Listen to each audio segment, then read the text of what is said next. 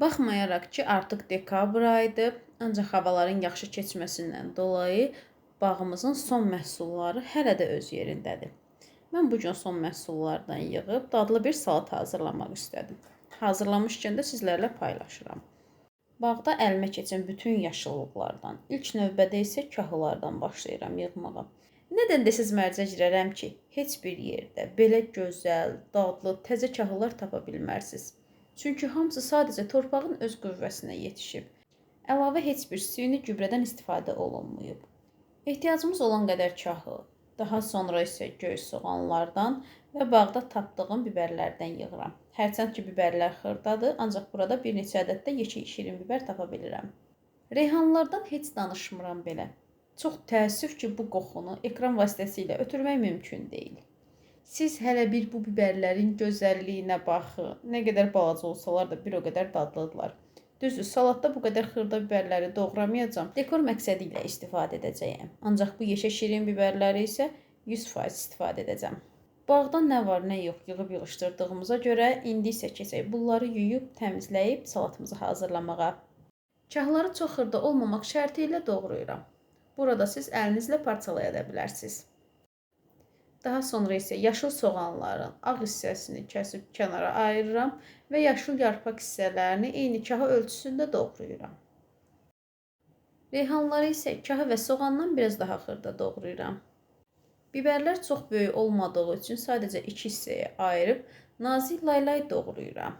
İndi biri çıxıb deyəcək ki, bizdə bağ yoxdur, neyniyək, bu salatı hazırlamayaq. Əlbəttə hazırlayın. Sadəcə siz bağdan yığdıqlarınızla deyil, market və bazarlardan aldığınız tərəvəzlərlə hazırlayası olacaqsınız. Yer kökünü isə qabığını soyub, cəmisi 5 dəqiqə qaynadırıq. Burada məqsədimiz yer kökünün o sərtliyini biraz aradan qaldırmaqdır. Yəni çox yumuşatmağa ehtiyac yoxdur. Bu qədər tərəvəzin yanına da faydalı bir karbohidrat mənbəyi olan noxuddan istifadə edəcəyəm. Protein mənbəyi olaraq isə toyuğun sinə ətindən istifadə edirəm. Toyuğun sinə ətini 2 hissəyə ayırıb, duz, istiot əlavə edib, çox az miqdarda yağ əlavə etdiyim tavada hər iki üzünü qızardıram. Bu salatın sousunu hazırlamaqda olduqca asandır. İstifadə edəcəyimiz ərzaqlar sadəcə limon suyu, zeytun yağı, duz və soya sousudur. Bunları qarışdırıb hazırladığımız tərəvəzlərin üzərinə gəzdiririk. Ancaq bunu da unutmayın ki, sousun içərisində olan duz tərəvəzləri yumuşaldacağına görə sousu salata süfrəyə verilməyinə 5 dəqiqə qalmış əlavə etsəniz daha yaxşı olar. Salatın sousunu da vurub qarışdırdığımıza görə keçirik son mərhələ olan toyuğun sinə ətlərini doğramağa. Yaxşı olardı ki, ətlər bişdikdən sonra təqribi 10-15 dəqiqə kənarda gözləyərdi. Əlbəttə, bizim uşaqların buna səbri çatmadığına görə mən elə bişirən kimi servis edirəm. İri parçalar halında doğradığımız ətləri salata qarışdırmayacaq. Sadəcə salatın üzərindən düzürük. Biz bunu yalancı Sezar salatı da adlandıra bilərik. Əlbəttə, sousun və suxarikin çıxsaq.